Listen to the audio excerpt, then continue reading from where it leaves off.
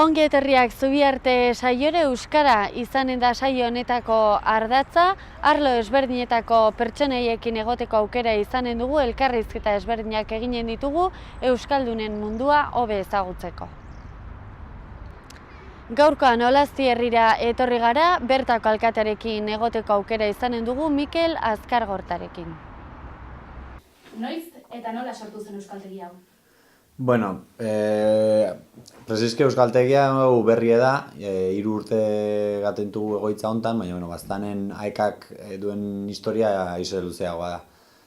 Duela 35 bat urte edo, inguru hortan, 80. hamarkada aintzinean hor, ja ematen zituen jende bolondresak, euskaltzaleak, euskal militanteak ematen zituzten klaseak lan eta gero gauetan, Euskal Herriko bertzain bat lekuten bezala, beren ordu libretan jendeai atxetan eta ematen zizkien klaseak.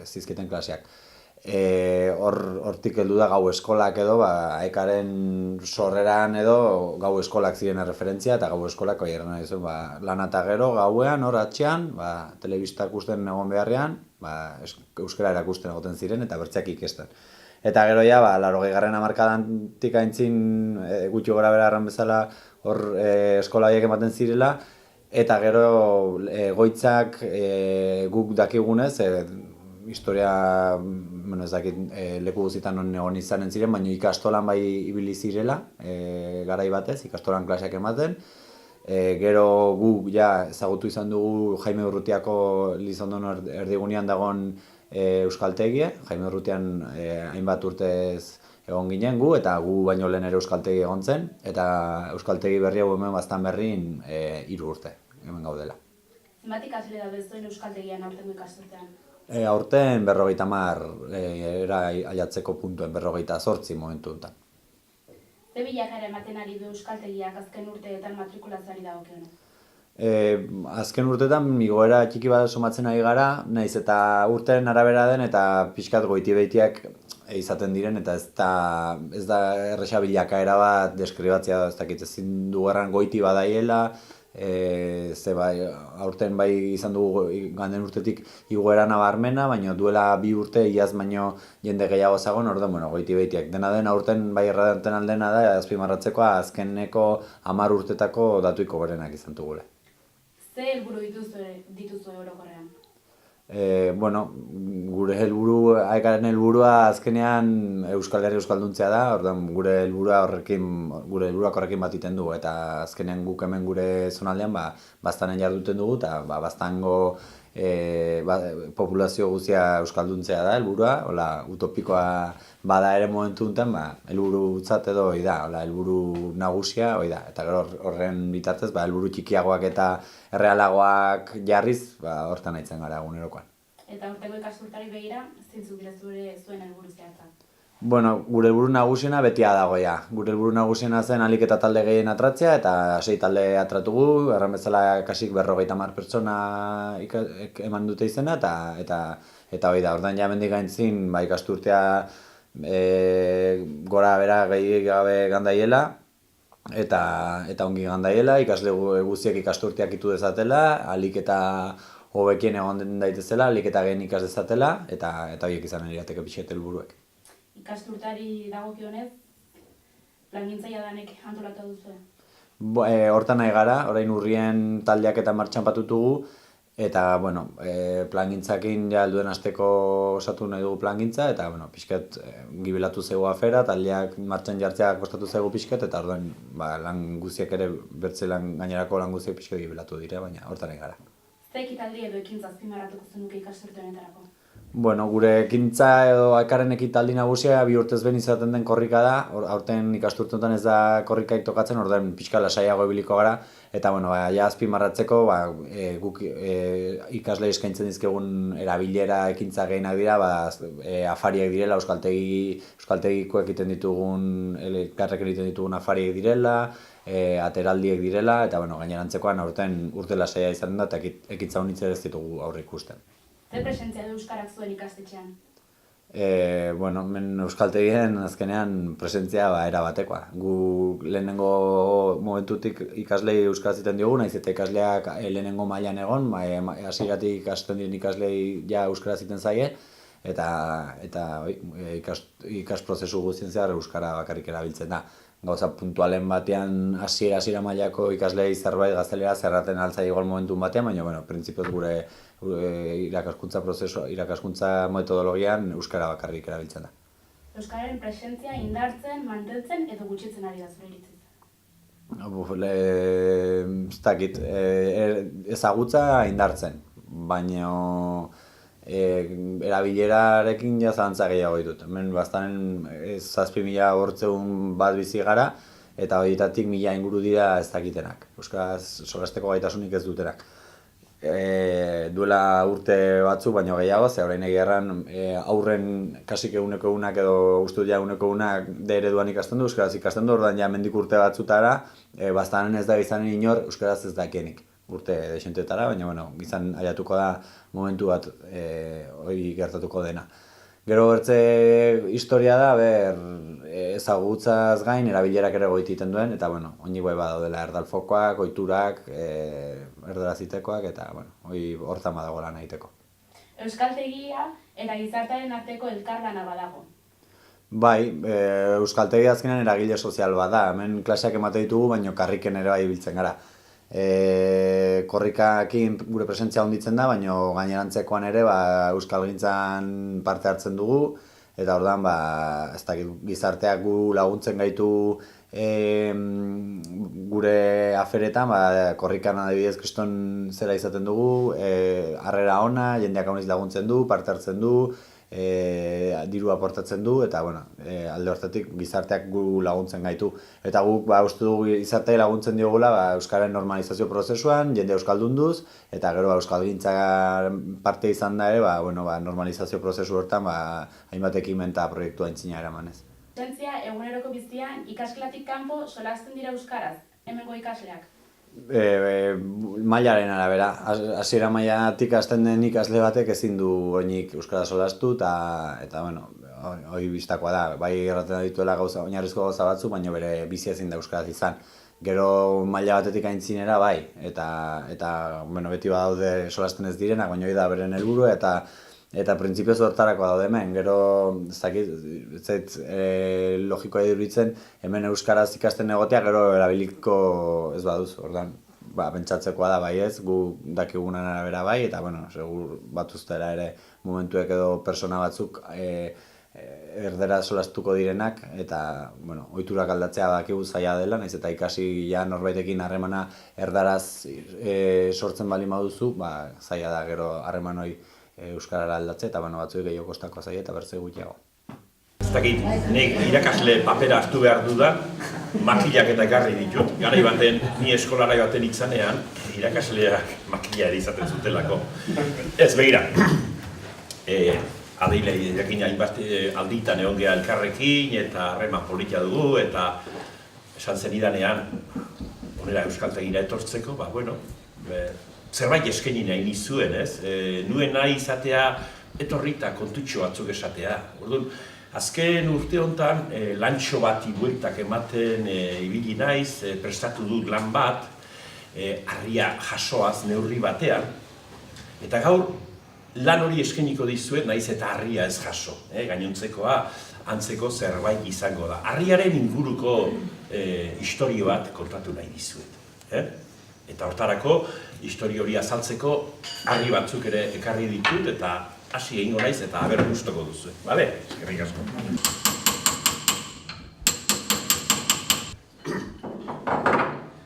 Harri guztiak, baina berehala nortasun propioa lortzen dute.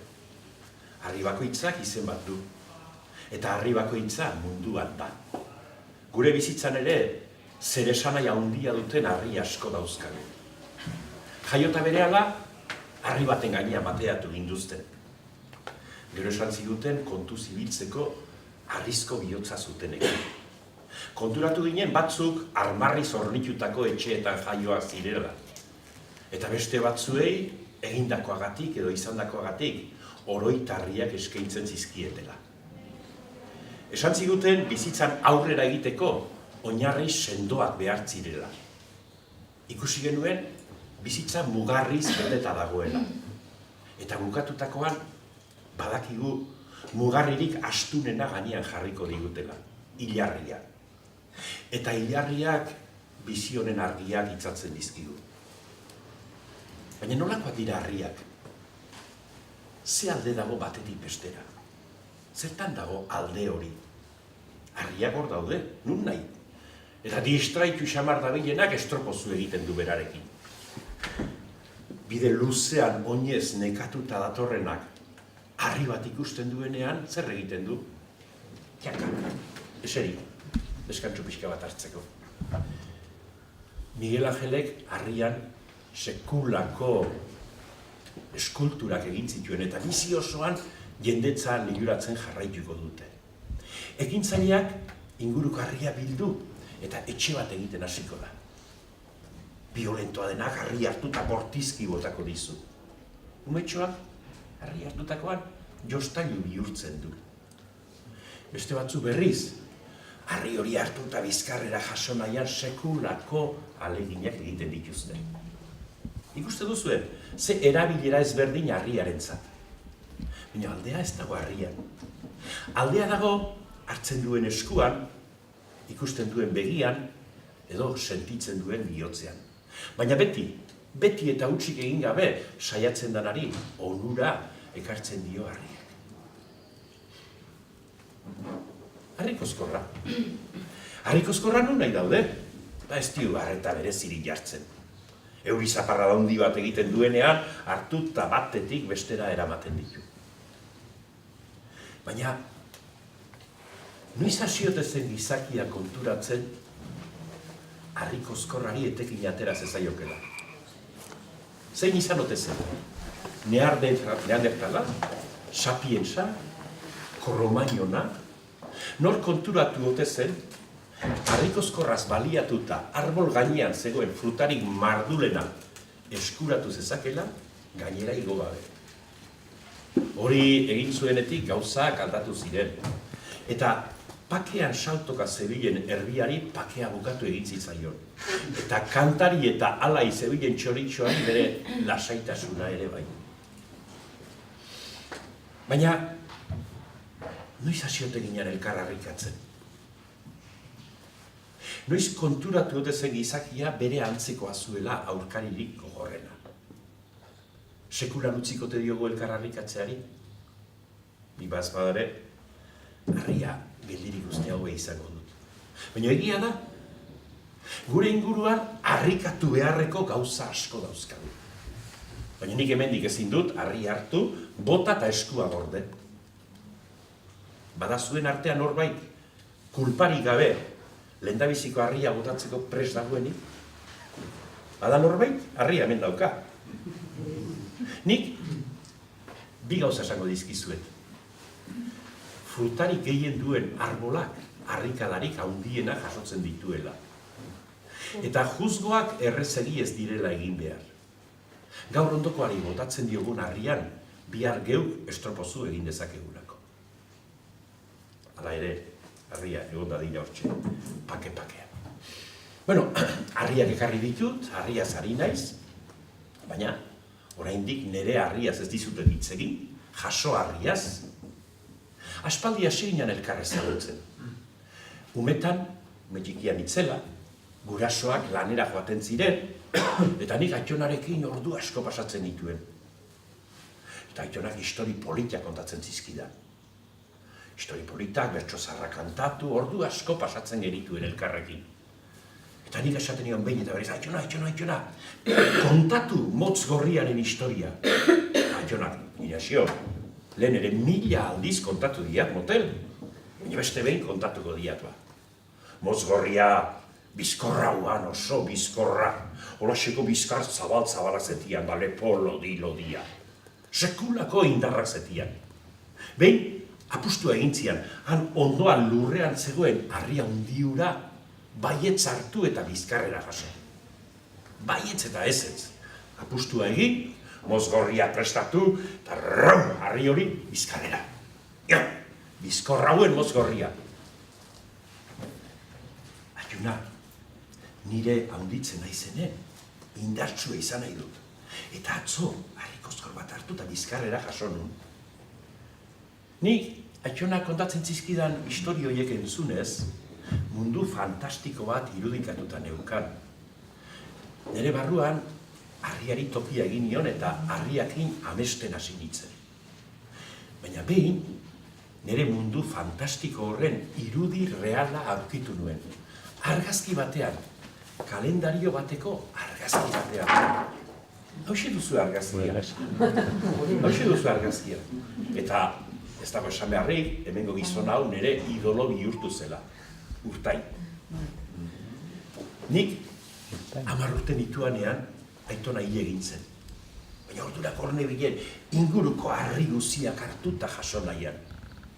Baina atia konturatu zen, eta egun batean herrita egin ziren. Inaxio, ez hau gehiago ikusi nahi harri horiekin, Elbarritu besteik ez dok egin behar. Ez dian ni nire semean min hartzen ikusi nahi. Lehen baituan, gizon bizkorraski, earki urratuta daudena. Jainkoan izenen, etzak gehiago harriri jaso. Haiko aldo? Aie, gauz bete esan behar dizot. Harri egoatzen usten ez badiezo, aizkoran hasiko naiz. Eta hortan ezin diezo galazi. Zu ere, gaztetan, aizkoran abitzen zinelako. Esan eta egin. 16 urterekin, aizkolari gazteen lehiaketan parte hartu nuen. Eta irabaztea suertatu zitzaidan. Eta horregatik, txapela handi bat jarri zidaten buruan. Nik etxean, Aitona eta Aitea beti txapelakin ikusten nituen, baina orduan konturatu nintzen euskaldunentzat txapela zer esan nahi zuen. Munduan toki askotan erabiltzen dute txapela, baina hemen bakarrik irabaztunari txapela jarri eta txapeldun deitzen diogu. Niri aizkorak lagundu ziran harriaren gana joaten. Aizkoratik egin nuen salto harrira. Baina duela 1000 urte, harritik etorri zitzaigun aizkora. Hauxe bezalakoa. Begira, hauxe zen bere garaian puntako teknologia.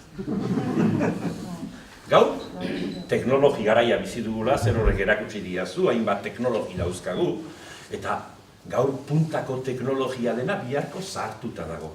Eta gaur aintzat hartzen ez duna atzo sekulako aurrera pausoa zen.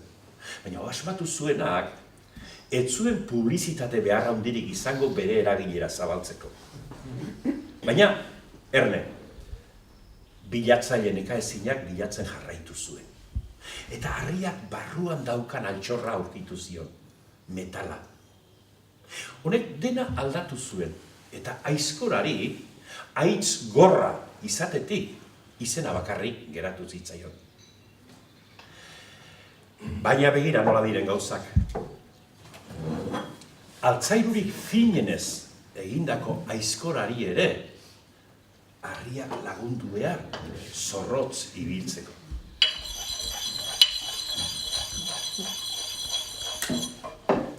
Metala eta harria, bikote bana ezina bihurtu ziren.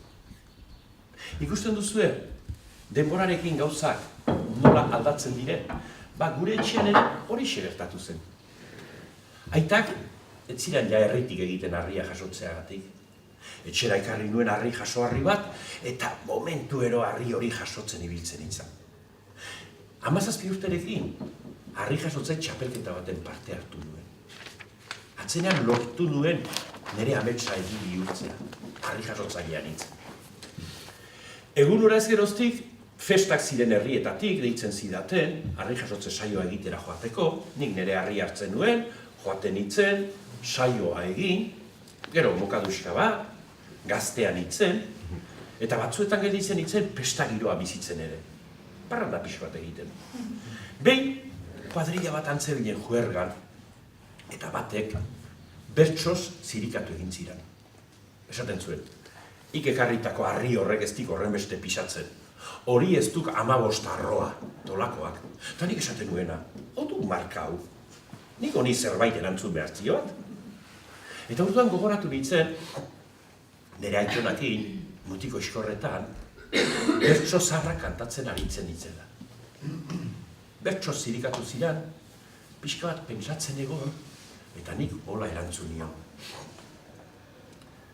Harri bat ekarri dut 15-koa, eta esan didazu nik ez ustekoa, harriaren pixua dela ikustekoa, jasotzen badidazu nere bostekoa.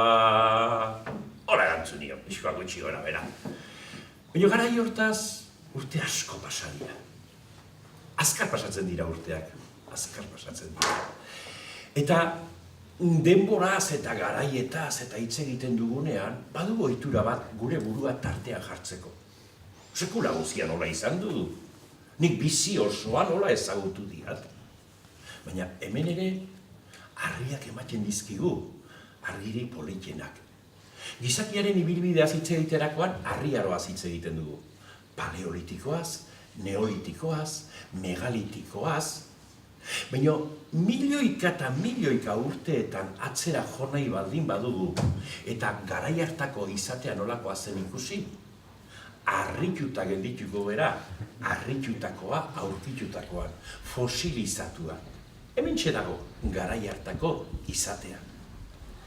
Baina Erne, urteetako garraioaren bidez, urtanta batek harria sortu dezake.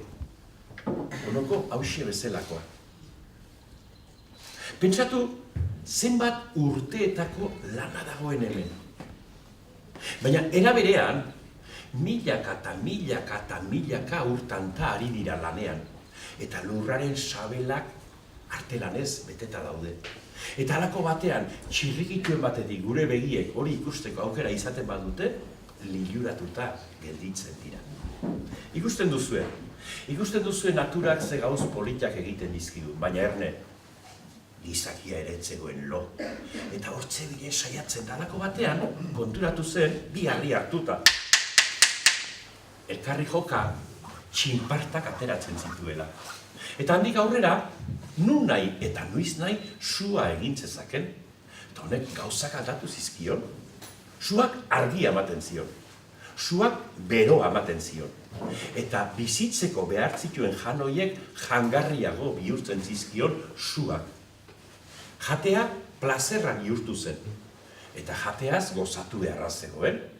Zer egin zuen?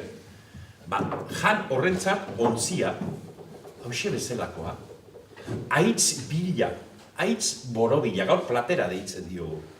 Eta hemen, hasten dira abian, hitzak, ontziak, tresnak, aitzurra, aizkora, aiztoa, aitz bila, zulaka hitza, azkona, hitzak eta harriak. Lehen gizakiak bere aurrera pausoiek, ez zituen emango golaxe bere ala tipitapa. Milaka aproba egingo zituen, milaka aproba, eta halako batean, aiba, badia bide berri bat. Eta nik nire harriakin horixe egin duen. Harria jasotzeko bazegoen modu bat, modu hori nahiko zaila zen, arazoa sortzen zituen, eta ni probak ibili nintzen, harria hartu alde batera, bestera, modu bat, beste bat. Eta atzenean aurkitu nuen harri hori errezago gerrira ekartzeko modu bat. Iraultza txiki bat izan zen. Baina berehala harri jasotzaile guziek beren harria handia jasotzeko teknika hori hartu zuten. Harria jasotzeko indarra behar da. Teknika ere bai. Fisika badago. Kimika ere bai. Eta prestaketak. Prestaketak sekulako garrantzia dute. Gaur egun, norbaitek esaten du, nik kirola egin nahi dut. Oso ongi, ze kirol mota egin nahi duzu? Bueno, ze kirol mota egin nahi duzu, halako prestaketa. Gaur baditugu prestatzaile fisikoak, nutrologoak, kiroldendak, kiroldegiak, mila gauz ditugu. Lehenago etzen olakorik, lehenago zen lana Gure ameintzat eta lanetik sortzen ziren kirolak. Eta prestaketak benetan garrantzia baduela. Baina begira, nik esan behar dizuedan hau, pixka bat pentsatu xoa nora noan. Lana kirol bihurtua da, herri kirola.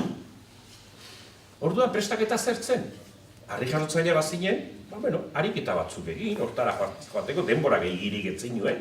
Etzinean kirolaria, lana egiten zinuen eta kirola egiten zenuen. Eta bizimodu normala. Eta behin gogoratzen naiz, errekor bat egin behar nuen, larun bat eguardia zan, eta harriakin proba egin nuen eta hartuta ezin nuen jaso. Triste, zinuen jaso. Baina larun eta arratsalde hartan, bazen jaialdi bat, baserri bat erre egin zen eta dirua biltzeko. Bizkaian zen. Eta joan nintzen jaialdi hartara, saioa egin nuen, eta esanien, banoa etxera, errekorra daukat hemendik egun batzuetara, eta ez nahi oso konforme, eta gizona, afaldu beharko duzu, baina etxera, hemen Bizkaitik nora jo egon gozea, eta ez etxera noa, eta gizona, baina etxean ere afaldu beharko duzu, eta gelditu hemen. Bale, konforme, gelditu nintzen afaltzen, afaldu nuen, lagun arte polita zegoen, eta afalondoan, normala bezala zen garai hartan, kafea, kopa eta purua. Gaur egun erretzea, orain dela segurtu gutxi, normala zen. Eta ni hasi nintzenean, nire aurreko kirolariak purua erretzen ikusten nituen. Eta, karo, nik errekorra egin behar nuela eta pururik eta erregabe. Egun hartan, arratsalde hartan, lagun artean, kafea, kopa eta purue. Eta gero, bigarren kopatxoa patxaran ere, bai. Eta oso gustora negoen, oso gustora sentitu nintzen, eta etxera bidean esan nuen, bihar berriz harriakin proba egin behar dut. Eta horregunean, harria hartu eta bizkarrera jaso nuen. Horrek ez du esan nahi purua erretzea ona denik harria antxatzeko. Baina ze gertatzen zen, nire buruan zegoen, rekorra egiteko gauz batzuk egiteari utzi behar diot. Eta, esan nuen, ez, gauza horiek eginez ere harria jaso dezaket, horrek lasaitasun pixka bat eman ziren. Hori da guzia. Hori guz dezagur eta ariketa txiki bat egin behar dut. Zue badakizu harria handi bat nola jasotzen denez, pausoz pauso hartu eta lurretik tira eta autori. Begiak itxi behar dituzue, denak. Denak begiak itxi. Eta irudikatu behar duzue, zuen aurrek aldean, harri bat dagoela. Eta nik esango dizuet, harri hori nola jaso. Eta nik esandakoa eginez, harri hori bizkarrera eramango duzue. Bagoaz, harria hor daukazue, eta bagoaz. Lehenengo lurretik tira, belaunera ta gerrira, ta gero berriz gerriko gainan, ta goixamar jira. Jarraian kolpeak dira, bat bestearen segira, eta azkenik beso ez bultza behar dan tokira. Jaso duzue? Edo batek lo hartu du. Nik honekin erakutsi nahi nizuen, imaginazioak zer lan egiten duen. Nik ariketa hori egunero egiten duen. Arratsaldean harriak jasotzen aritzen nintzen, baina gauean ohera joandakoan begiak itxi, eta bisualki, nolabait, irudikatzen nuen jasoaldi hori. Eta horrek sekulako eragina du, bere esanahia.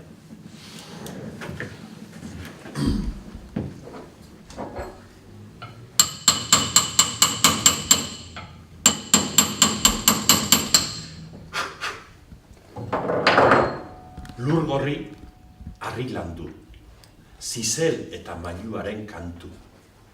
Hori esan digu gure poeta kantariak.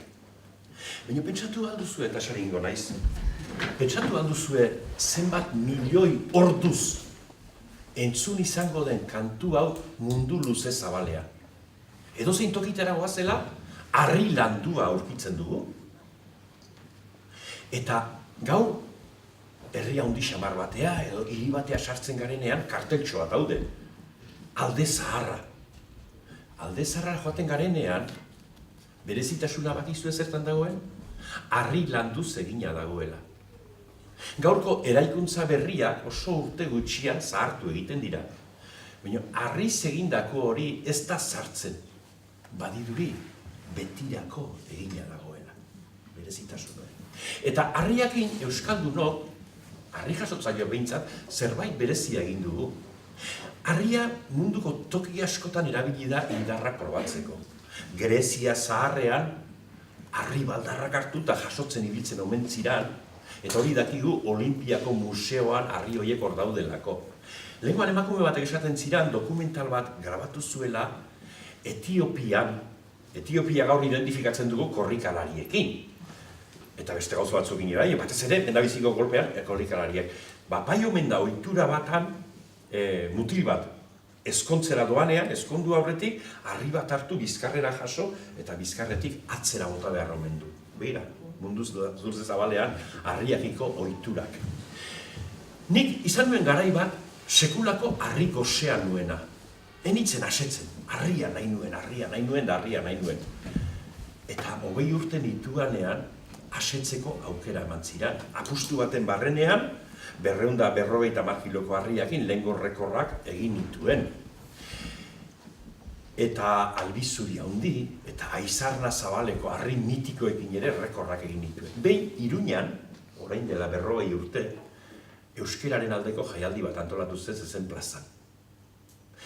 Eta deitu zidaten antolatzaileak leitzarra ziren, Zabaleta bizena zutena bie, Patxi Zabaleta, Iñaki Zabaleta, eta haizu, Inazio, ni leitzan Inazio naiz. Haizu Inazio, harri bat jaso behar duzu nahiko berezia, jaialdi erraldoi bat egin behar dugu, zerbait berezia egiten nahi dugu. Oso ongi. 200 kiloko harri bat esku batekin jasoko dut. Hori ezinezkoa da. Bueno, zuen jarri.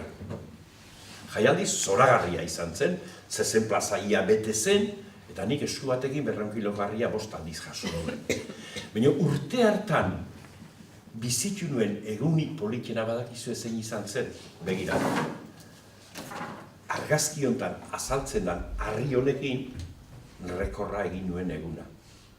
Urtain nire idoloak eta nik bakarrik jaso dugu harri hau kintape garaietan 20 urte azpian. Polita izan zen urte hura, eta horregatik handik gerora pentsatu izan dut mutikotako amets guziak egi bihurtu zirela eta harriakin jolastea izan dela nire bizia.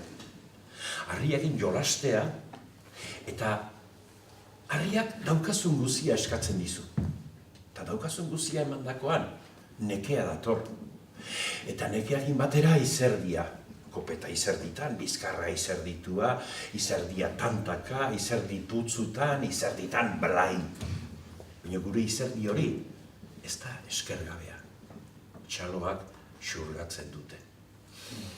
Eta ni izerditan, gustora nebilean da nire buruari esaten nion. Udok suertean erea, nik harria jaso nahi, eta nahi aina harri jasotzeko aukera. Eta suerte gauzak nahi bezala doak igunean esaten dugu. Suertea lagundu du. Gauzak behar bezala ateratzen ez direnean, suerteari botatzen diogu aitzakia. Baina suerte hori nola erabili gure komenentzira? Horretarako gauza bitxi batzueri magia erasten diogu. Eta begira, harritxo batek ere magia hori berekin hartzen du, horako harritxo batek, amuleto batek. Honek sendatu egiten gaitu. Honek babesa ematen digu, lagundu ere bai. Beste hitz batzuetan esan da, suerte ona ekartzen digu. Eta harria gauza ugaria da. Eta artean badira, bitxiak ere, hauxe bezalakoak. Eta harri bitxi hoien bila hasten gera. Eta batzuetan, bitxietan bitxiena gailurraren gailurrera igotzen dugu. Eta horretarako mundu pozoindu bat asmatu ere bai. Hankapetuaz, bortxatuaz, agintea erabiliaz, ulertezina den sena pizten zaigu eta pasiorik maltzurrenak esnatu.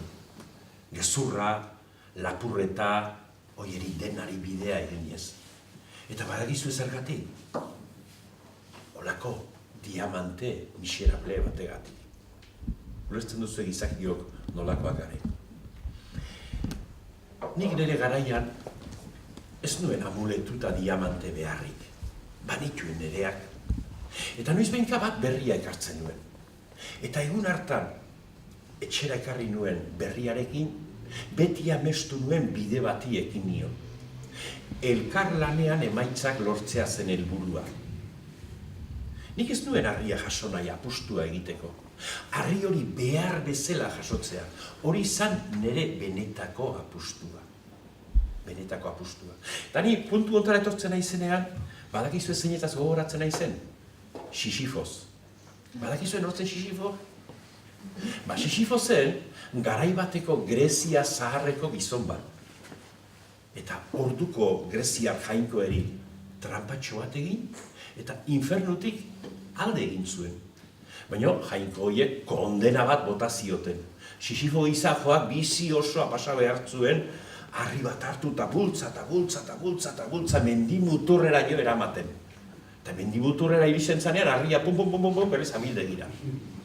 Sisifo atzetik joan eta berriz gauza bera. Eta hola, bere existentzi osoan. Badakizuen hortzen Albert Camus. Albert Camusek existentzi absurduaren lekuko Sisifo jarri zuen. Eskerrak, Sisifo ez gintuen ezagutu gu euskaldunok. Atera kontuak, bat harria jasotzen. Hartu, jaso, bota, eta berriz jaso. Eta bere ingurukoak hori txalotzen. Eta Sisifok ez ezik, Albert Camusek hori ikusi bat zuen, zerbait esango zuen. Sisifo gizajoa, nahiko lan bat zuen bere harriarekin. Baina nik, harri bakarra ez nuen, harri asko nituen. Eta nire harri tokian, jasotzen nuen tokian, hola hilaran jartzen dituen, horma bat egiten ari baniz bezala. Baina lan hortan izaki aspaldi hasi zen. Eta harriakin puzlerik zoragarriena egiten ikasi zuen. Horma egiten ikasi zuen, eta horretarako harri txarrik etzen, harri guziak bazuten bere tokia. Luzeak, zabalak, txikiak, haundiak, denak elkartuta egiten zuen horma eta denak zuten bete beharreko tokia. Pentsatzen duzue, ze gizarte polita izango genuken, pertsona guziok bete beharreko toki bat izango bagenu? Gura izango litzake gizarte justoa. Baina ezin du gizarte justoaz hitz egin, pertson bakar bat goseak hiltzen den bitartean. Eta begira zazue, ni gaur orain mentxe, zuekin hizketan hasi naizenez geroztik, pentsa pertson bat baino gehiago goseak hil direla. Nola hitz egin behar dugu gizarte justoaz. Bueno, harriaz ari naiz. Eta askotan pentsatzen dugu gizakiok gure toki hori ote den perfekzioaren perfekzioa. Benetan pentsatu beharko genuke hori alda gure perfekzioaren gailurra. Eta hemen ere lezioa harriak ematen digu. Begira, hauxe. Hau asmatu zuenak ere artista izango zen, harri bat eta makila bat elkarri lotu, eta handik aurrera, zaztak hori bizienez ehizatuko zituen bere ehizak. Baina erne, ehizarako asmatu zen, baina berehala hau beste eginkizun bat betetzen hasi zen. Etengabeko borroka eta odol isurtzen dabilen gizakiaren lagun eta etsai bihurtu baizen azkona. Harria, gizakia eta natura. Eta nik askotan pentsatzen dut, ez algera ari geren burua harrikatzen. Natura gure etxea da, baina ez gaude bakarrik. Gainera, azkena etorri ginen. Nork esan digu denen gainetik gaudela. Ez algenuko pentsatu behar, nondik atozen eta nora joan behar dugu. Begira, ustez aintzat hartzen ez ditugun eta gure arkapean dauzkagun txingurritxoak. Desagertuko balira, sekulako desoreka etorriko litzaioke naturari. Baina pentsa dezagun, gu gizakiok desagertuko bagina, zer gertatuko litzaioke naturari? Galdu, ala irabazi egingo luke. Nik uste hor pentsatzeko zerbait badugula.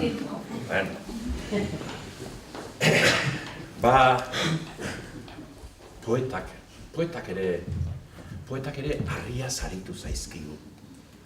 Eta poetak esan digu, bideko harriak esan diola, beti aurrera egin beharra dagoela. Ez dela presisoa lehenengo iristea, baina iristen jakin behar dela. Eta euskal poeta ere aritu zaigu, harriz eta herriz. Eta esan digu, euskal harria ez dela zerutik eroritakoa. Baizik eta arginik trebeenak egina.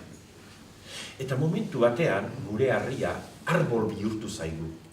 Arbol maitatu eta bedeinkatua. Baina ajolageriak harria eta arbola urtantaren azpian utzi eta urtanta batek desegin ditu euskal harria eta euskal arbola. Gure kantariek ere aritu zigu eta esan digute gure etxea ormarik gabe utzitako etxea dela eta haizeak daramala harrien negarra. Eta gure horma urratuak karrasi egiten dutela eta gure harriak betirako negarrez gelditu direla. Baina nire harriakin beste bide batzuk ibili ditut eta politia izan da. Baina batzuetan kezkak ere sortarazi dizkidate, egun bat jarria, ordua, tokia, utzik ezin egin, eta urduri. Eta horrela plaza asko ezagutu ditut, baina oroitzaperik politienak Donostiko belodromoak ekartzen dizkit, han egin ditudalako hainbat saio. Harria hartu, joan, eta jasotakoan jendeak, honek honezkero etxean zenbat aldiz jaso ote du harri hori. Baina ez pentsa, etxeko ibilerak ere beti xamurrak eta beti erresak izan diren.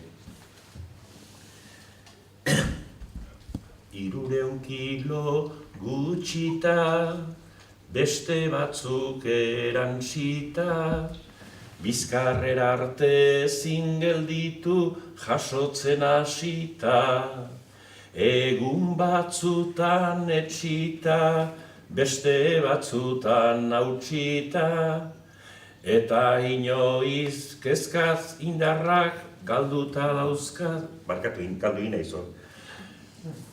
Egun batzutan etxita, beste batzutan atxita, ta inoiz kezkaz ote gabiltzan indarrak etxita. Buruz ikasitako bertsoaren akatsagoa izaten dire pixuak altzeakin. Behin, Donostiko belodromoan, harri bat jaso behar nuen, prestatu nintzan, harriaren gena joan, ekin eta tiranionean, prast, galtzak erditik autizitzen. Eta harririk ezin nuen jaso. Baina jendea belodroman urrutian zegoen eta etzen konturatu eta gaur ze gertatzen zaidinak hiri harria ezin du jaso. Halako batean esatariak mikrofono hartu zuen eta barkatu perurenari galtzak hautsi zaizkigo eta harririk ezin du jaso. Jendeak parra egin zuen. Baina antolatzaileek esan zidaten, nahi baduzu hemendik 15 berriz etorri. Handik 15 galtzak ongi josi nituen, beste pare bat berria egin duen, harri hartu eta Donostira. Eta bidean nindoala esaten nion nire buruari, Euskadiko 6 orduek belodromoa betetzen dute, baina gaur nire aleginakin bakarrik, ez da inorra hondirik izango. Eta furgonetakin belodromora sartu nitzenean, belodromoa beteta zegoela ikusi nuen. Bihotza zizitzaian zapa. Hau zer da, eta, holako giro bati eskerrak eman behar nizkion. Eta harri jasotzaile bezala, eskerrak emateko nire harria behin jaso beharrean, 2 jasoaldi eman nizkion. Eta gero esan nion nire buruari egunar bakarrik kitatzen zituela nire bizi osoko aleginak. Ni harriakin batetik bestera ibili izan naiz, eta tokiak eta kulturak eta jendeak ikusi ditut, oso politia izan da, baina nire herria, nire lurra, nire giroa txokoz txoko ezagutzeko aukera polit hori izan da denetan politena. telebistako platoetan ere ibili izan naiz, nire harriekin. Eta gogoratzen naiz, Japonen egon itzanean, bezperan, ensaio bat egin genuen, eta eusatzi daten, bihar zuzenean izango da goizeko 7:00, nunbait goizeko 7:00 da jendeak gehien ikusten duen ordua. Lanera joan aurretik eta ikasketak egitera joan aurretik eta familia gosaltzeko elkarrekin biltzen direla, 7:00. Baina 7:00 izango da zuzenekoa, baina aurretik beste ensaio bat goizeko 5:00. Eta ensaio 5:00 egiteko, platora jo behar nuen lehenagotik, eta goizeko 3:00 hotelean jeikit, olata esanien aizua izu, nik nire harri hori ez dut jasotzen edozein moduz goizeko 5:00 ensaioetan, zu lasai. Urrigunea joan nintzen, eta nik joateako zeukaten kartoizko harri bat egina, nirearen neurrikoa ensaioetan ez nekatzeko, ez? Eta, baditut hainbat oroitzapen, gogoratzen naiz Parisen, Incredible izeneko programa bat zen, eta nik harria jasotzera gara joan nintzen, ondela ia 40 urte. Bezperan, bezperan ensaioak egin genituen, aurkezlea bazekin nik frantsesez hitzik ez nekiela. Urrengo egun etorri zen, eta zuzenean hasi ginenean, mikroa jarrite frantsesez egin ziren galdera bat. Harrituta berari begira. Halako batean, bizkarrean eskua jarri nion, eta euskeraz erantzun nion. Zu badakizu nik frantsesez ez dakidala, baina ni onera harria jasotzera etorri naiz, eta zure baimenakin horixe egingo dut, eta bera utzi eta harria jasotzera joan nintzen. Eta, Alemaniarrak merkatu batuan Espainia sartu zenean, eta, hemen inguruko bitxikeriak eta grabatzeko, eta Madride ditu ziguten, mindegia eta larretxea aizkolariak, eta zelai eta ni harri jasotzera. Badakizuen honi ingen genuen grabaketa? Corral de la Pacheca, flamenkoko tabladu batean. Japonen saioa egitera joateko jartzen ziguten musikatxo bat. Badakizu ze musika jartzen ziguten? Flamenkoa. Beraiek Hispania hori flamenkoak identifikatzen zuten, eta guk esan genion. Ez da musika hau precisamente gureak izan. Lasai. Beste bat jarriko dugu, eta badakizu ze jarri zuen Rocky pelikulako banda aldu zuena egintza zuen. Eta nik 300 kilo jaso nituenean, horrek oihartzuna eman zion aleginari, eta hainbat tokitatira itzen zidaten, hainbat elkarrizketa ere bai, hainbat kazetari batzuk berezi xamarrak ere izaten dira. Azken aldian niri kazetari batek egindeko galdera batzuk YouTubeen da horri ziren. Baina, kazetari askok eta asko poltsikoan ekartzen zuten galdera bat. Aizu Iñaki, 300 kiloko harri horiek eta jasotzeko zenbat kiloko txuleta jan dituzu. Nik aragia gauza hona da, jaten du, baina ez dut sekulan kiloko txuletari jan. Eta pixko bat hola behitzen dizu modu txarrean, eta beste galdera batzuk egin, berriz etortzen dat esaten dizu. Kiloko txuletare bat jan izango duzuta. Ez bat. Handik egunetara irakurtzen hasten zera eta hor jartzen du. Etzen ausartu esatea, baina antzeman genion, kiloko txuletak jan. Orduan, zenbait kazetarik zerbait jarri nahi duenean jarri egiten duela. Badut, telebistan egon itzeneko oroitzapen polit bat, Madriden, orain dela 30 urte, orduan telebista zen frigorifikoa edo arropa garbitzeko tresna bezala entxufatu eta telebistak ere ematen zuena ikusi behartzen duen, etzen mandorik gaur bezala, etzen gaur bezala oinbeste kate eta. Itxura danez, han egon itzen egun hartakoa jende asko ikusi omen zuen eta harria jaso nuen, dantzan egin nuen, klake dantzatu nuen, ere sombrero, bastoi eta guzi, ni parekien telebistak showa nahi izaten du. Baina nik ere garbi neukan topiko batzuk apurtu beharra zegoela. Eta jendeak ikusi zezala, harri jasotzaile batek, harri jasotzaile izateaz gain, beste edozein pertsonak egiten dituen gauzak egin dezazkela. Eta, dantzan egin nuen, galderak egin zizkidaten, harria jaso nuen, eta gero galdera horietan, aizu Iñaki eta harria jasotzeaz gain, beste zaletasunik baduzuta. Izango ez du, beste edozein pertsona bezala. Marraztea gustatzen zait, bertsoa maite dut, esanien, beira, duela egun gutxi, nire seme txikia Xabier jaio da, eta nire emazteari bertso batzuk eskaini dizkiot.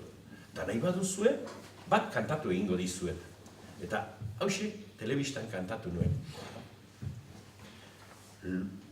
Hilabeteak bederatzieta, eguna ere berezia, gau epela hartan hain goxo ginan, eskaini nizun azia.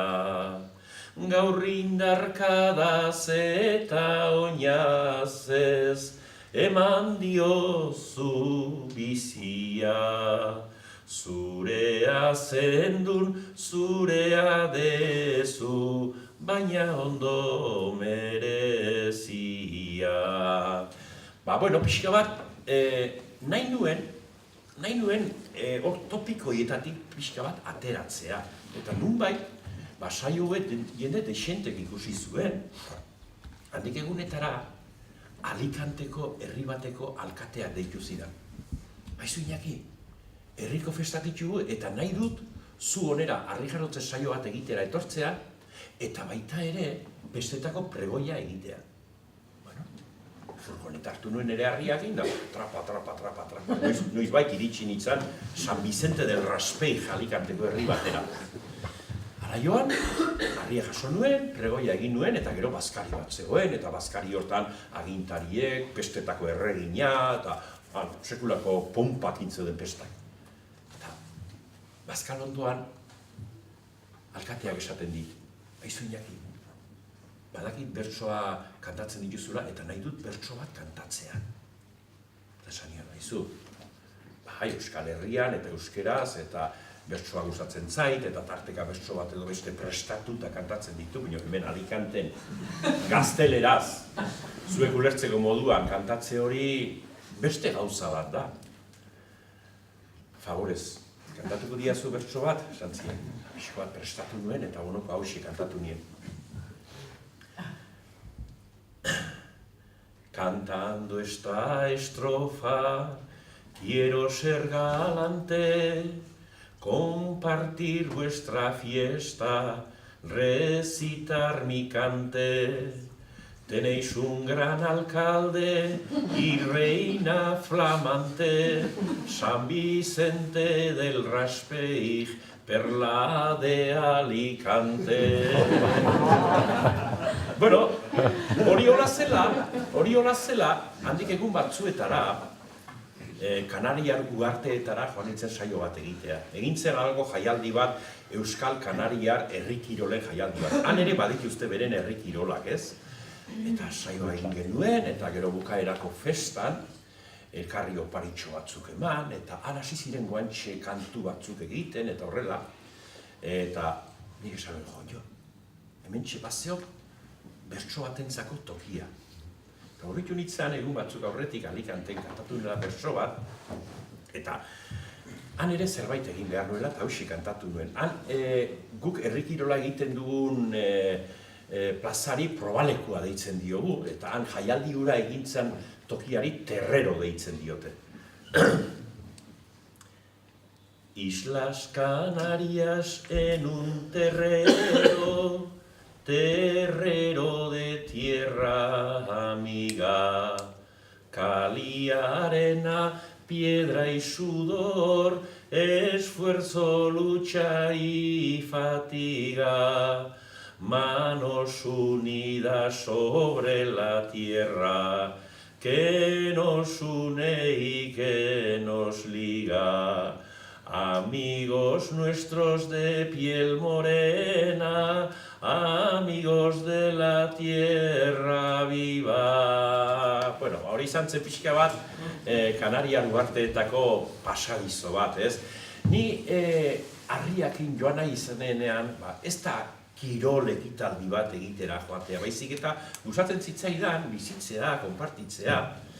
Eta, bueno, bertsoa umetan aitonarekin ikasi nuen, eta ni ez naiz bertsolari bat, baina gustatzen zait, bertsoa gustatzen zait, eta prestatzen ditu bertso batzuk, eta nik kantatu izan ditudan bertso horien baliori baldin badute, ez dago bere kalitatean.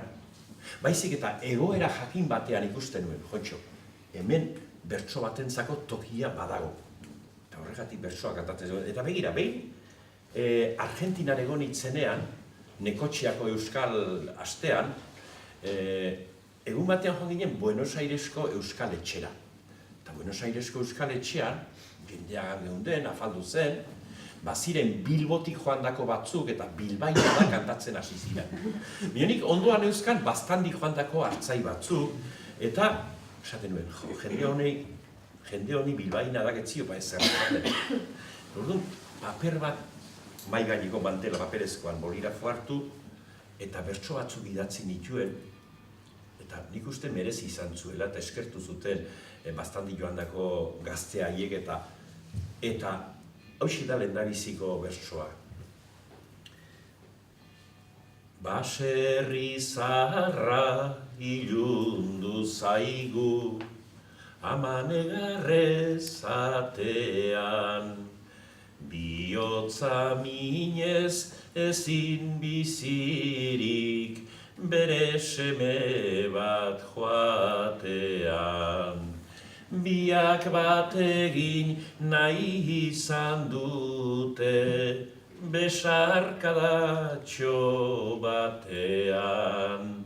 Malko saminak larri xuriz, bide guzia betean. Hiru bertso kantatu nituen, eta azken bertsoan esan nien, nahi zutenean berriz etxera itzultzeko hemen dena zai ginena. Baina nik ez nekien han nire ondoan zeuden haiek batzu behintzat ze drama bizi zuten. Gaztetan etxetik atera, Argentinara lan bila bizitza aurre ateratzea joan, eta Argentinako egoera ekonomikoa zela eta hil aurretik jaio ziren etxera bisita egitea etortzeko dirurik ez. Hori benetako drama. Orduan, pixka bat, holaxe bizi izan ditut nire erakustaldi batzuk, kanpora joan naizenean, eta hau eta hori. Eta nire herriakin holaxe ibili naiz, urtez urte, bide berdintsuan, modu berdintsuetan, udako berotasuna plaza erdian bizituaz, hantxe makurtu, harria hartu eta bizkarrera jasoaz, atxonaren begirada, umearen lilura sentituaz, denen oiuak, txaloak eta aupadak. Eta holaxe udara osoan eta udazkenean. Baina negua etortzen zan, eta oiurik gabe, jenderik gabe, txalorik gabe, etxeko ikulduan harria eta biak. Eta gerriko beltza, eta txalekoa, eta arnasotzak, eta nekeak, eta gainditu beharreko ezinak. Batzuetan, kopetilu, kezkati, burumakur, baina lako batean, gerria gogortu, hortzak estutu, harria hartu eta rau bizkarrera. Eta berriz ere, plazarako bidea begi aurrean.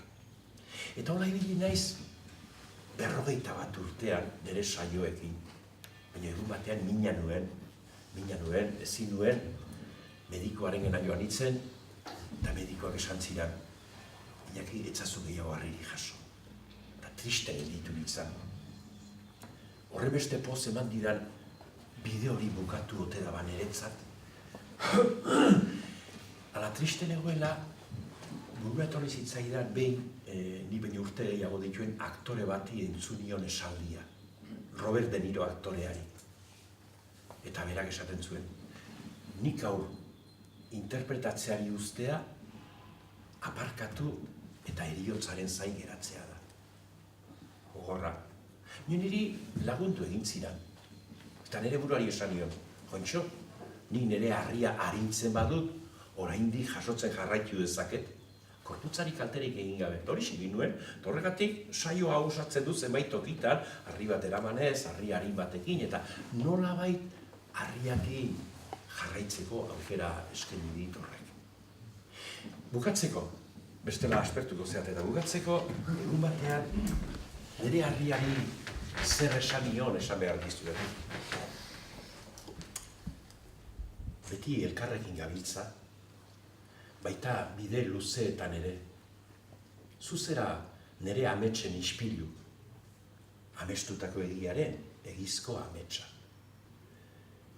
Beti badut besarkada bat zuretzat eta ez dut lotsarik inoren aurrean. Beti izango nauzu maitale fina. Egun hotzetan, negu ilunetan, trantzelarrietan. Beti zuan pentsatzen. Zure gainean edo zure azpian. Baina beti, aurrez aurre. Elkarri begirik kendu gabe. Entzuten ditut hainbat gauz, eta ez dakit. Triste jarri, haserretu edo karraxi egin. Entzuten dut, hotza zarela, astuna, iluna. Baina zuk ongi dakizu, nire ikutuak esnatu egiten zaitu. Nire igurtziak piztu, arindu nire magalean eta arrotu nire bizkarrean, nire harri kutxuna. Bueno, horixe izan da pixka bat.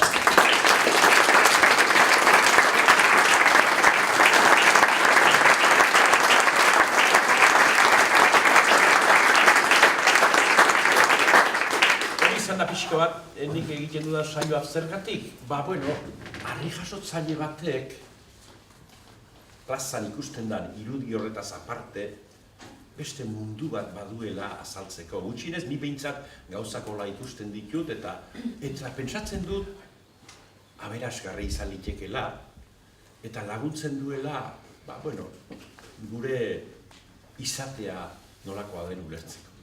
Eskerrik asko.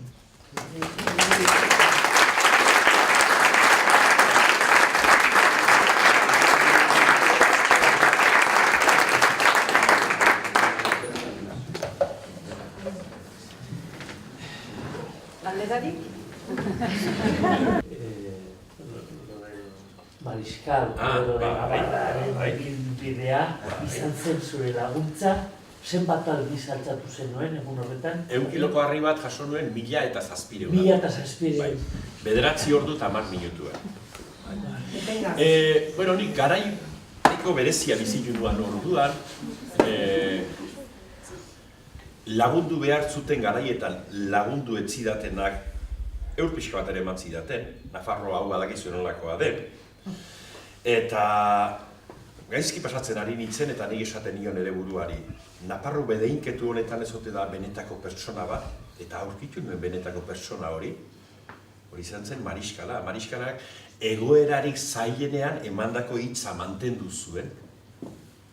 Eta Mariskalak Nafarroako benetako eroe beharko luke eta ia arrotz pasatu da inbez denboratan eta nik uste badela garaiet. Horregatik, Peruarri Mariskalaren omenez egindako irudi bat egin nuen eta egun hartan niri Mariskala lagundu zidan.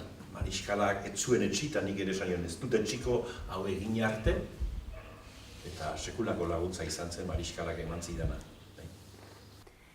Eta oraingoan Olaztin jarraitzen dugu baita ere, baina beste leku batera etorri gara udaletxera hain zuzen ere eta badu bere arrazoia horrek izan ere hementxe dugu Mikel Azkargorta Olaztiko alkatea. Arratsaldeon eta mila esker. Arratsaldeon zuen herriko etxera gonbidatzagatik. Bai, ongi etorriak zarete, ordan ateak irekita daude. Zenbat denbora daramazu alkate moduan? Alkate moduan urte bete egon nintzen 5 urte zinegotzi eta orain tokatu zait alkate lanak hartzea. Aldatzen da asko, ardura. Bai, zura lorra auki barrean eta beste pixka gainetik egizunan hemen egunerokotasunean azkenean nabaritzen da lankarga asko handiagoa dela. Bai, ez, beraz bizitza aldatzen da pixka. Bai, gainera gero kaletikan mundu guztia. Claro, mundu guztiak ezagutzen zaitu orain, ez? Azkenean bai umeak, bai helduak, bai mundu guztia eta etortzen da zerbiterako edo besterako. Ospetsua egin zara. Alkate 24 ordutan. Osani. Bueno, gaurkoan etorri gara lanbideak eta euskara lantzera. Konta iguzu noiz ikasi zenuen euskara, zure ama hizkuntza den, ala ez, euskaldun berria zaren. Bale, berez euskara ikastolan ikasi nuen, txikitatik. Nire ama hizkuntza ez da, nire gurasoak behi ulertzen dute, baina hitz egiteko hau eskoletan eta ibiliak izan dira, baina ez dira elkarrizketa bat handia aukitzeko gaitasun handia. Baina ikastolan azkenean ikasi nuen, eta nortikan aurrera euskeraz bizitzen saiatzen gara. Osongi, egin dituzu ikasketa guztiak euskeraz, edo nola izan da zure prozesu akademikoa, Nafarroan. Ba, Bueno, Nafarroan bai. edo beste lekuan. Bai, asko mugitu naiz, orduan, Nafarroan egin nuen DBH arte, hor euskeraz, gero Gasteizera jo nintzen egitera goi mailako batxilergoa, eta batxilergoa euskeraz ere egin nuen. Gero, goi mailako ziklo bat egin nuen, eta hortan bai ez dagoela euskerazko aukerarik, ni nituen alorretan. Orduan erderaz egin behar izan nuen, baina gero unibertsitatera jo nintzen, Arrasatera, eta Arrasateko unibertsitatean karrera guztia euskeraz egin dut. Eta zer egin zen? Ingenieritza diseinu industrialean. Berazuk ere ikasketa nahiko zehatzak, zer moduz moldatu zinen hor ikasketa horietan? Izan ere oso teknikoa da, Bai, ez? Eta batzutan... nahiko teknikoan, bai goi mailako ziklotan edo unibertsitatean teknikoa, baina bueno, letrak baino pixkat gehiago gustatzen zait. Zer moduz moldatu zinen, ez da, bai irakasgai guztiak euskeraz egin altzen dituen, hizkuntza aldetik, zailtasunak topatu zenituen karrera egiterako orduan? Ez, irakasle guztiak euskaldunak nituen, ikaskide guztiak ere euskaldunak, eta gainera pixkata aberastasunak ez, ezagutzen duzu Ondarroko euskera, iparraldeko euskera, pixkatu euskera nahaste bat, ez? Bai, batzutan nahiko lan, ez, ulertzen ere. Bai, kostatzen da batzuta, bai. Bai, hasiera pixkat zaila egin zitzaizun edo ez bere hartu zen duen. Bai, belarria pixkanaka egiten da, azkenan, bai, lehenengo egunean bai zaudela pixkat hor galduta, baina gero gero ongi. Oso ongi. Beraz, hor ez zenuen inolako arazorik izan, ez? Ikasketa horre unibertsitatean egondu zinenean Arrasaten, ikasgai guztiak euskeraz, hitz teknikoi dagokionez eta hori guztia ikusten dut adibidez ingenieritzaren munduan oso teknikoa den mundu bat, ez baduzu... Hor bai falta dela igual pixkat material didaktikoa, liburuak eta gehienak daude inglesez. Ez daude ez da erderatutak, orduan daude dena inglesez, orduan, pixkat ere... Horretan igual gabezia, ez? Gabezi hori badago, euskara, materia guztia euskaraz egiteko badagoela pixkat arazoa baino. Berez, unibertsitateko material didaktiko guztia euskaraz zegoen, euskaratuta zegoen. Gauza da, kontsultak eta liburuak eta bibliografiako pixkat hori, ere bai, inglesez tokatzen da. Oso ongi. Bueno, hori ikasi eta zer, lanerako aukera izan zenuen edo langabeziak harrapatu zintuen zuri ere? Ez, ni karrera bukatuta berela, sinintzan lanean, sinintzan lakuntzan, sakanan, eta, hori hortikan aurrera jo naiz, lan bat bestearen atzetikan hartzen. Eta nola uztartu dituzu lan munduan, euskara eta zure lanbidea? Izan duzu aukera, ez? Leku batzutan, igual lankidekin euskaraz egiten zenun, baina gero jabeekin edo bezerokin edola kostatzen da, batzutan kanpotarrak ziren, orduan nire ingenieritzako azkenan globalizatuta dagoenez, azkenan esparru guztietan ezin duzula, ez? Igual aurrera egin.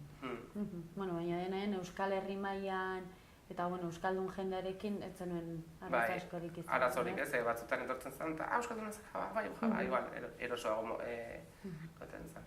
Oso ongi. Beraz ikusten da adibidez agian gabezirik handienak hor ingenieritza munduan edo ez, batez ere gauza teknikoenetan ez egon daitezkela. Bai, dauden adibidez horlako liburu handietan, horlako totxoak, hori daudela inglesez eta ez duen hor euskeratzen eta zenan. Oso ongi. Gero zinegotzi bezala egon duzinen, hemen Olaztin ze alorretan egon zara? Bai, egon nintzen euskara eta gazteria zinegotzi izan nintzen, eta gero mendi zinegotzi. Beraz, etorri zara primeran, ez? Bai, justo daukagun gai hortara, zer moduz pasatzen dituen urte horiek euskara zinegotzi bezala. Eta zer moduzko esperientzia izan zen zuretzat, erresa, zaila? Bai, esperientzia polita da, azkenean, euskararen alorrean pixat indarra egin alizatea eta hori polita da. Gauza da, zailtasuna dazkagula, herria nahiko, euskara maila nahiko, erabilera nahiko txikia da, orduan hor lan egiteko lan handia dakau bai. Hortxe, batu dituzu igual indar guztiak horretan, adibidez zure zinegotzi urte horietan, euskararen erabilera bultzatzen, ez da, dinamika hori... Bai, elkartzen ginen euskara taldearekin, elkartzen ginen pixka eta lortzen genuen pixkat indartzea eta bultzatzea erabilera. Azkenean ezagutza maila bai nahiko onargarria da, baina pixkat erabilera... Claro. Hortan, egin duzu hausnarketarik edo, adibidez, sakana bezalako bailara batean, ez? Gazteriaren oso ehuneko handi batek daki euskeraz, eta ez du erabiltzen. Baina erabilera, ez bai. Beraz gu egoten ginen sakanako mankomunidadean euskara batzordean, eta hortik ere planteatzen ziren ekintzaz berdinak, aixiz blai eta olako ekimenak pixkat euskara bultzatzeko. Eta hortan parte hartzen genuen, eta pixkanaka gero eskolarekin ere aurten egin dugu ere lanketatxo bat, euskararen inguruan, beraiek hartu dut ere amets moduan, euskaraz bizitzeko aukera, eta bideotxo bat prestatu dute, eta pixkanaka ari da... Ari zareten mugitzen. Baina, oraindik lan asko dago, ez? Bai, gero gainera sakanako herri bakoitzaren errealitatea ere oso desberdina da, ez? Jendeak batzutan uste du herri guztietan euskara pila bat... Bai, esan du, sakana horren euskalduna eta... Bai. Baina bai, hemen adibidez, altaltzen da, Urdiain batetik edo Txarri edo Errebizu batetik, Olazti eta Ziordi eta Txasura, bai... Aldatzen da, ez? Panorama. Oso, alkate bezala nola eragin dizu, ez da, igual ja ez duzu alor hori hainbeste eramaten, edo... Bai, pixkat denetik tokatzen da egitea, baina, mintzat, udaletxean, eguneroko jarduera, bai lankide guztiek entola euskaraz egiten dugu, mintzat, alde horretan. Hor baduzu abantaia bintzat. Ikusten duzu hori, adibidez hemen udaletxean zaudenetik alkate moduan, esparru ia gehienetan egin dezakezu euskaraz udaletxe barruan? Bai, gehienekin, kenduta, edo teknikoren batekin obesteekin kenduta, hemengo egunerotokotasunean euskaraz egiten dugu. Bizilagun bat etortzen baldin eta euskaraz eskatzen baldin du, euskaraz erantzuten zaio, eta... Herritarrei harrera egiten diezunean eta hor zer antzematen duzu. Ehuneko handi batek euskaraz egiten dizu, ez? Egunaren arabera... Euskaraz baldin badaki normalean euskaraz zuzentzen dira, bai niri, bai behan administratiei zuzentzen zaie euskaraz. Eta telefon hartzen duguna lehenengo hitza bete euskaraz, pixkat, Oso ongi. Eta oraintxe bertan zer duzue eskuartean, udaletxean oso lanpetuta zaudete? Bai, ja, Laster... Beti lanean, ez? Bai, Laster festa txikia dazkagu, San Miguelak, obraz berdinak, bai eskolan, herrian, pixkat mendian, pixkat denetik. Udatik bueltan tokatzen da erritmoa hartzea eta berriro martxan jartzea. Oso ongi. Eta zer asmo ezagita adibidez euskararen alorrean edo baduzoren proiekturik, etorkizunerako? Oraintxe bertan ez, jarraituko dugu hori, sakanako mankomunidadean pixkat hortikan hori, aekarekin ere egin nahi dugula, bultzatu klaseak bertan olaztinin eman elizatea. Altsasun dago. Bai, orain ez euskaltiak altsasun dago, baina saiatu behar gara pixkat klaseak hemen olaztin ematen, talde polit bat sortzen baldin bada, olaztin eman elizateko klaseak. Badu jendeak ezakit animatuta dago euskara ikastera, olaztin nahi bidez euskara ezakitenek badute intentzia? Bai, badago jendea gero elkartzen dela kafeak hartzeko eta egiten dute mintzakideak egiten dituzte eta pixkaten. Beraz badago giroa eta mugimendua, ez horren ingurupa ere. Bai, eta pixkanaka guraso berriek, azkenean aurrekin euskaraz egin alizateko, dabiltzate pixkatora ikasten duten eta hori. Egia esan igual, ikasai pendientea edo izan daiteke pixkat helduen gana ere batzutan iristea, ez? Nahiz eta gazteek ez duten erabiltzen batzutan eta badakite, baina, karo, ere... Azkenean, gazteek egiten dute, helduek egiten dutena ez, eta ikusten badute, helduen artean erderaz egiten dela, aurren artean ere, nahiz eta euskaraz jakin, ez dut, euskara da, ez da. Oso ongi. Bueno, Mikel, gure partetik ikusten nahikoa. Oso interesgarria, plazer bat. Mila esker udaletxera gonbidatzagatik, hemen olaztin, eta guk ere badugu etxera joateko ordua uste dut. Eta zuk ere, egun oso lanean egon ondoren, ez da? Nahikoa. Oso ongi, mila esker eta ongi izan. Eskerrik asko. Ongi pasa festak. Bai, mila esker. Eskerrik asko Zubiarte saioan gurekin izateagatik, mila esker, ongi izan eta beste bat arte.